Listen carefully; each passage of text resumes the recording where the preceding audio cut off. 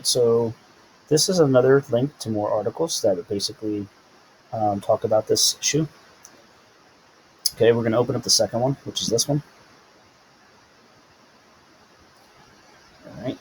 I'm going to put that on the left side.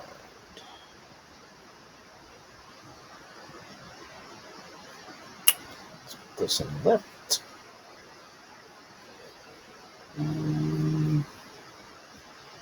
I'll take this, put it over here.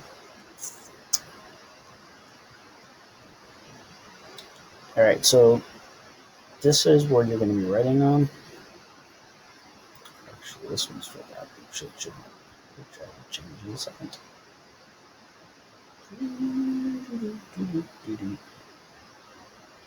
Yeah.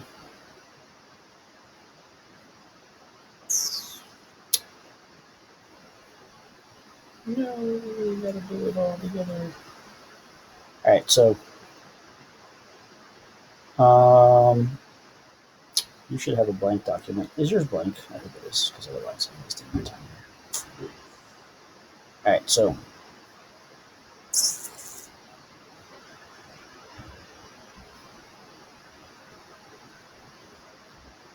right, so we're going to basically be reading this article. First thing you need to do is create the table. So hit Insert, Table, 3x20. Make sure you do that. 3x20.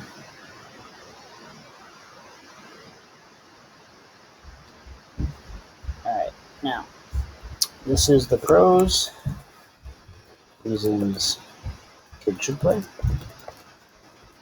What goes here? What's next to this? What belongs next to it? Jason. What belongs in the next column?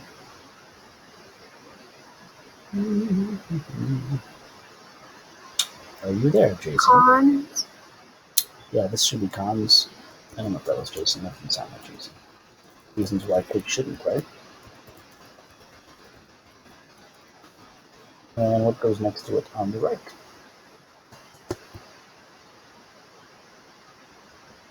What goes in the right column? Who can tell me? Just the location of where I think. Awesome sauce. Location of where this information came from.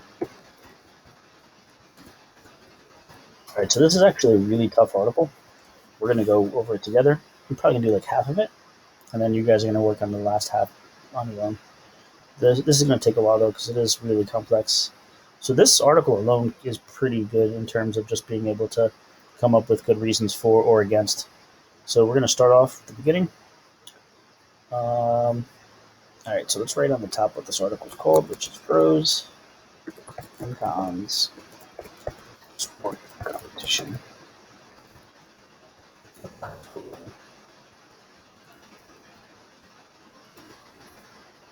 I'm going to make this bigger.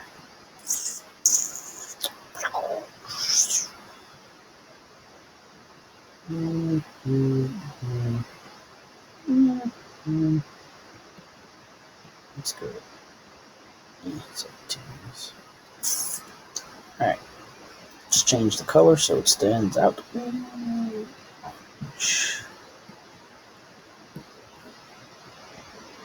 Yellow.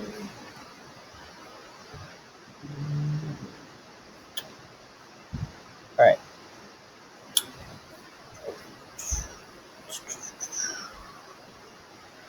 All right, so your screen, you don't need to have this thing open because I'm going to have it open on my screen. If you want to have it open, that's fine. It doesn't matter. All right, so we're going to read it.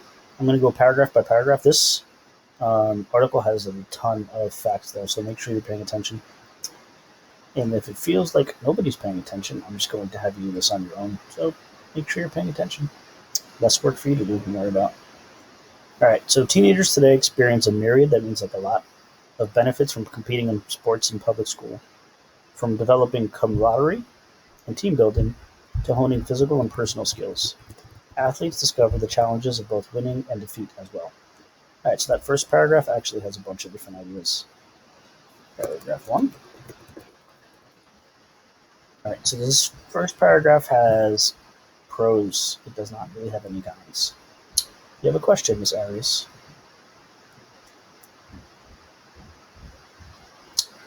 Ashley, you have a question. There's book. I know there's some that I know about. I don't know about. I'm confused by what you're asking me, kid.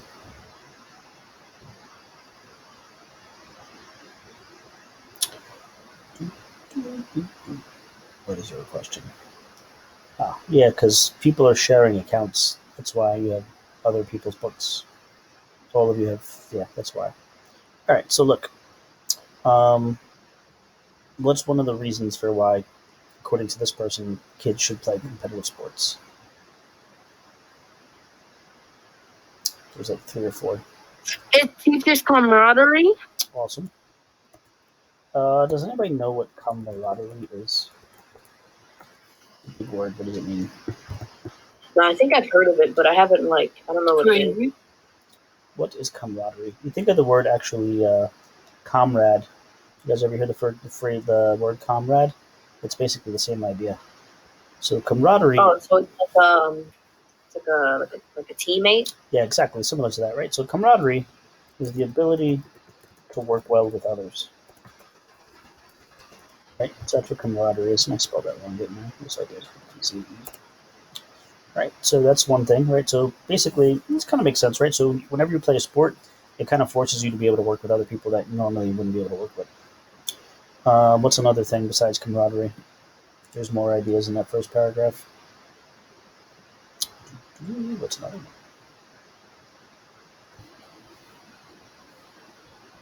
What is another idea? It's actually an idea right near it.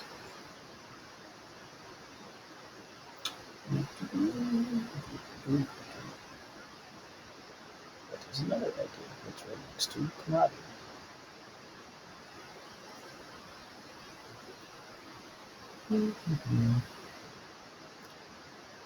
What is another idea?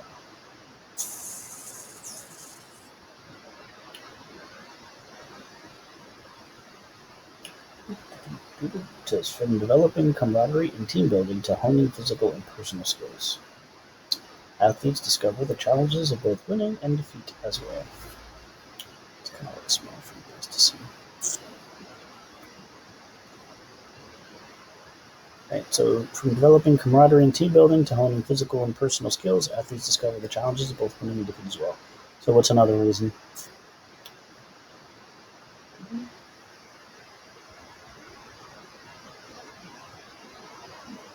It teaches many. It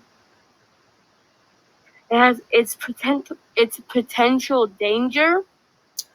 We're only looking at this paragraph. That's not there. Yeah, honing physical and personal skills. That's correct, Miss Sanchez. So honing physical and personal skills is actually tied to team building. And then there's one last idea in the end of that paragraph, which is athletes discover the challenges of both winning and defeat. Right? So you basically learn how to win and learn how to lose.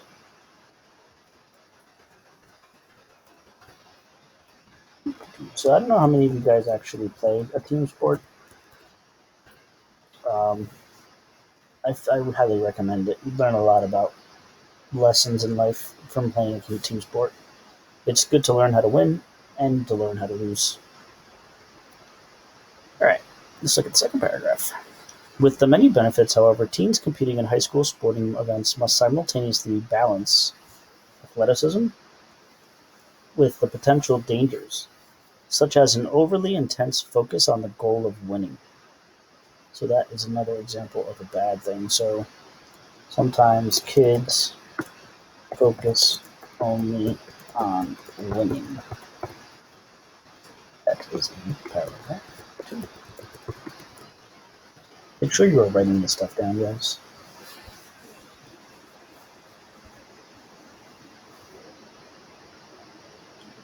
The goal can become a catalyst leading to destructive behaviors to an athlete's overall physical health and well-being. Right? So it's not good to always think, all I got to do is win, win, win. Right? It could be negative. All right, next paragraph. While sports are certainly an integral, that means an important part of the public high school experience, teens and parents must foster positive athletic experiences by maintaining awareness of all the positive and dangerous behaviors and making informed decisions when their children are involved in athletic competition. So this paragraph doesn't have any positives or negatives. Excuse me. What it does do, though, is it basically just tells you have to look at both sides. All right, so paragraph 4, team building and public school benefits, personal development. Whether teens compete in team sports or engage in more individualized activities, all high school sports are fundamentally designed to help teens develop stronger personal and interpersonal skills and talents. Athletics offer teens a physical outlet to exert their troubles, angers, and emotions. So this is an example of a positive. So teens offer athletics offer teens a physical outlet. What does that mean if I say that's something's a physical outlet? What does that mean? What does that mean? They get like mad really easily. No, but what's a physical outlet? What does that mean? It's an expression that means something. A physical outlet is a way of doing something, like another way to do something, like using your body. That's what a physical outlet is, right? So what they're saying is, like, instead of me getting mad and punching someone in the face, I'm going to be mad, but I'll, practice tackling football, or I'll run around the gym, or I'll, throw a discus. So it's a different outlet. Instead of me being stressed and mad, I'm going to do these other things that are physical, right? It takes the stress out. So, where is that? So, uh, sports allow kids to deal with trouble, anger, and emotions as a physical outlet. Paragraph 4. Right, so it's a way of dealing with stress. Instead of me being stressed out, what am I going to do? I'm going to do whatever, volleyball or basketball or soccer or whatever. All right. Here's another idea. As hormones alter teens' moods and thoughts, competition fosters an opportunity for teens to interact with fellow peers, coaches, and mentors while helping them understand their own abilities and talents. So there's a couple of ideas here. Um, so teens learn to compete while dealing with their hormonal changes.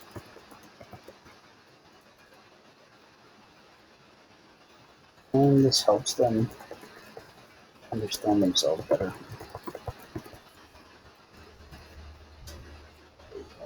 For as well. Right, so this time of your life is when your body goes through the most amount of like physical changes. Your hormones are all crazy. That's why like teenagers are always getting into trouble because their hormones are nuts. So this is arguing that one way to help stop that is by allowing kids to play sports. All right, let's continue. Yeah. All right. When children and teens participate in group competitions and activities, they learn skills that apply to opportunities both on and off the playing field. Through competition, teens establish a solid work ethic that values practice and rewards determination. Teenagers enhance skills in self-reliance, team interaction, and develop new structures of self-motivation, discipline, and personal responsibility. This paragraph has a ton of ideas. Let's start off with one of the first ones. Who knows what a work ethic is?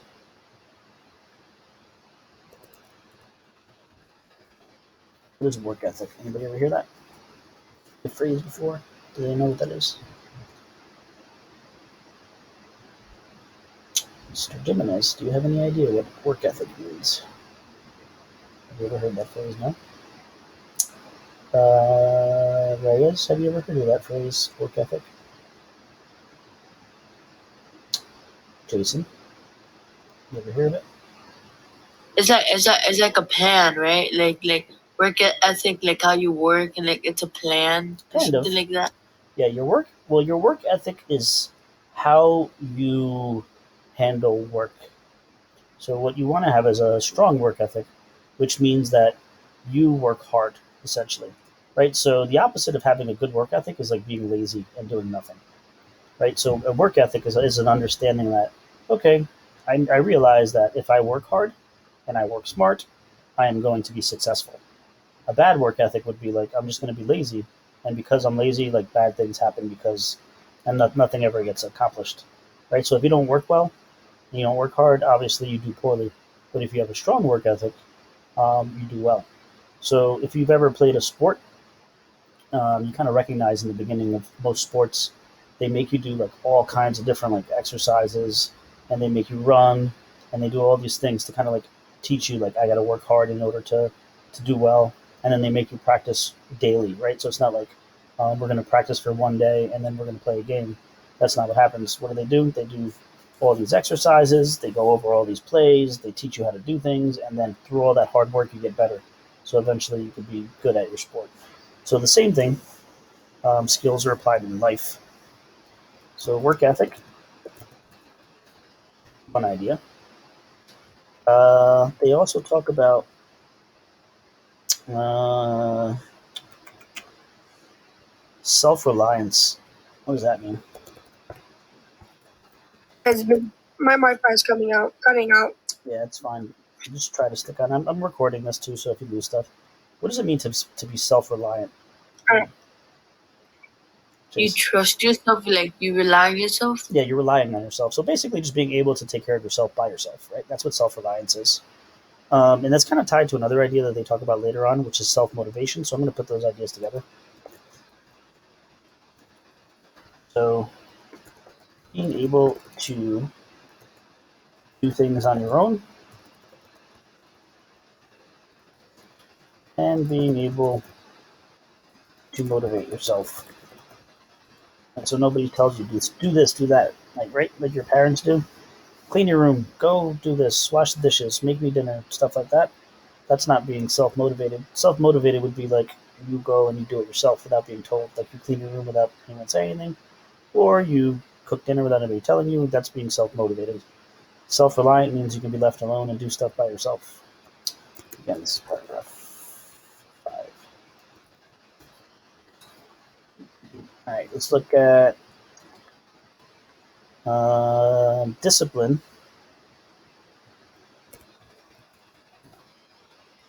Right, so if you're disciplined, it means you can take care of yourself. Well, right, you can, I guess you can say you can control your own behavior.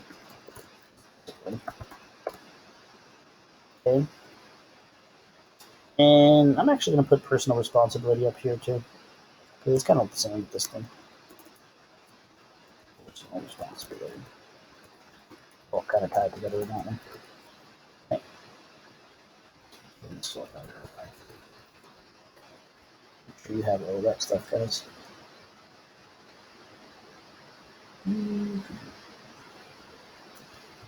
All right.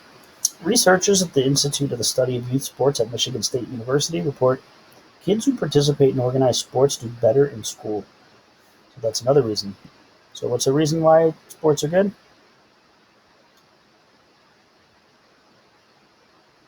Sports are good because if you play sports, according to them, you do what?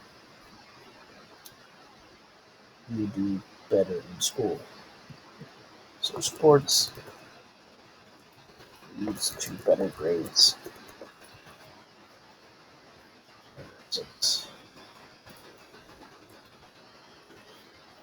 Have better interpersonal skills, are more team oriented and generally healthier. So this is another argument, so that sports leads better health. Why do you think sports leads to better health?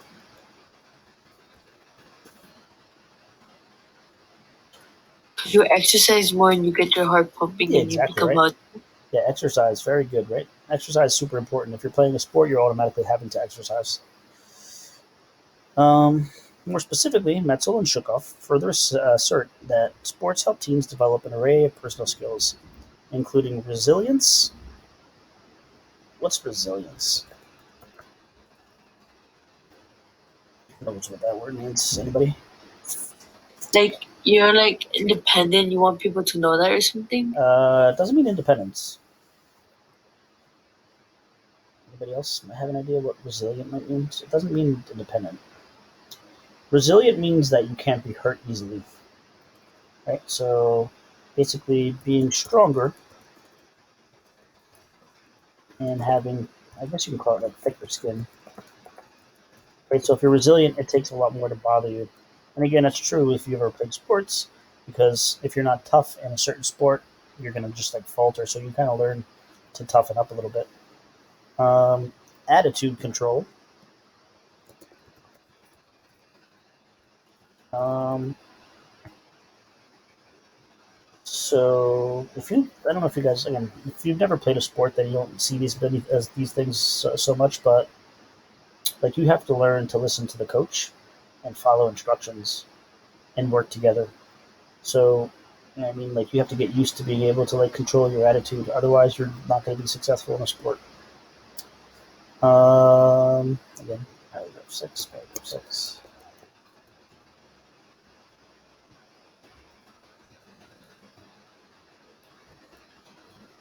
Time management.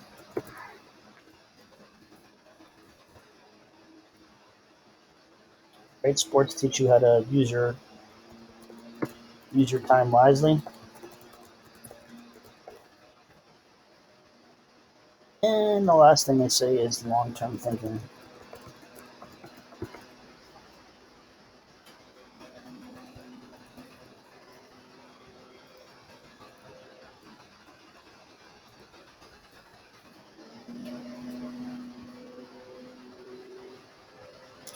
I give you guys like 30 seconds to write that down.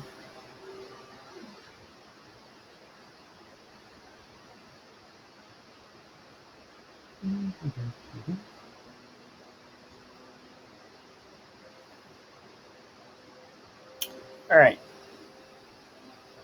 So, how do you think a sport teaches you long-term thinking? What would be an example of a sport teaching you how to think about things? Maybe like strategy. Yeah, exactly, right. So in any type of sport game where it's a competition, you want to beat the other team. So you have to kind of figure out ways to actually be able to beat that other team. So it's strategy, right? So I have to be like, all right, you know, their team uh, has a lot of big. Say we're playing like football, their team is filled with like these giant, heavy kids. So maybe instead of running the ball, because the kids are so big, they probably attack you all the time. Maybe you want to pass the ball more because their kids are bigger and slower, right? So using these long-term strategies, um, it's very useful, right? And you kind of have to like think about things, right? Um, Again, in order to win games, you have to like think about the end goal. All right, let's continue. This is just saying that this is a video. All right, so what I want you guys to do now is underneath here, you're going to have to create a new table. So insert new table, make it 3 by 20 again. If you want to put the titles on each column, that's fine. If you don't, it doesn't make a difference. So you're going to continue reading the rest of this article. I expect you to finish these two paragraphs and these two paragraphs. You might not get this far, but you probably should get a little bit further. So keep doing it. Physical fitness, collegiate preparation, and again, just keep going it. So most of these ones in the beginning are all pros. You'll notice once you get to this part, it starts talking about some of the negatives. All right, so most of your stuff's still going to be on that left side. Do you guys have any questions about what you need to do? We're just continuing listing out ideas for why kids should or shouldn't be playing competitive sports using that. Remember, the article is here. It's the second one. All right, it's this article, Public School Review. All right, let me stop sharing.